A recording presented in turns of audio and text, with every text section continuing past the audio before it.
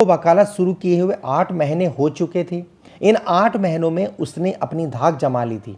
पतली छोटी सी दिखने वाली मीनू की आवाज़ में कितना जोश था, कितना उत्साह था। उसकी बुलंदी के चर्चे चारों ओर फैल गए। उसकी रोवेली आवाज़ सबके मन को मोह लेती थी। उसके साधारण रूप को देखने वाला व्यक्ति विश्वास ही नहीं कर सकता था वह इतनी साहसी होगी।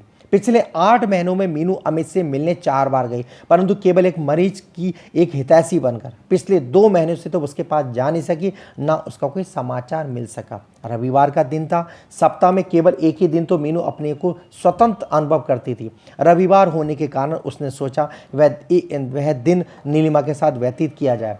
वह नीलिमा के घर जाने की थी कि उसकी छोटी बहन आशा अपने पति और बेटे के साथ वहां आ पहुंची।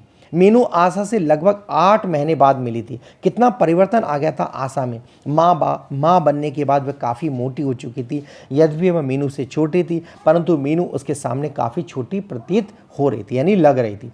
आशा का नन्हा बेटा कितना प्यारा था, बिल्कुल अपनी माँ का रंग रूप लिया था उसने। मीनू ने आशा की गोद से उसे ले लिया। वह नन्हा बालक जैसे ही मीनू की गोद में आया उसने रोना शुरू कर दिया। तभी मजाक करते हुए आशा के पति बोले, बेटे रोते नहीं है, मौसी तो माँ समान होती है। उसकी इस बात सुनकर सब लोग हंस पड़े, परंतु वह बच्चा रोता ही रहा। फिर आशा ने उसको अपनी गोद में लिया और माँ की गोद में जैसे ही वो आया वो बच्चा चुप हो गया।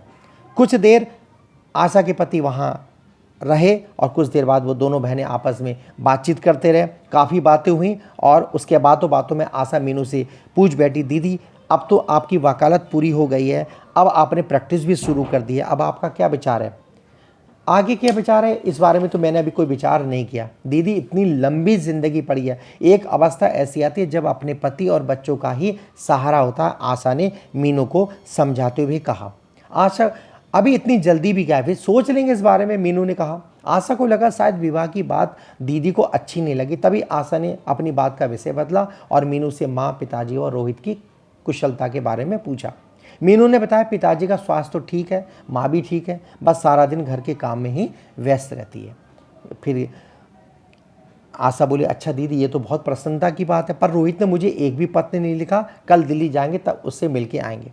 रविवार का पूरा दिन किस प्रकार व्यतीत हो गया मीनू को उसका कुछ पता ही नहीं चला। अगले दिन प्रातःकाल ही आशा दिल्ली चली गई और आशा के पति को दिल्ली किसी आवश्यक कार्य से जाना था। आशा ने सोचा वह भी जाकर रोहित से मिल आएगी। आशा के जाने के बाद घर में सन्नाटा छा गया। सबके बोलने की आवाज़ व छोटे बच्चों के रोने के स्वर से सारा कमरा गूंजता था।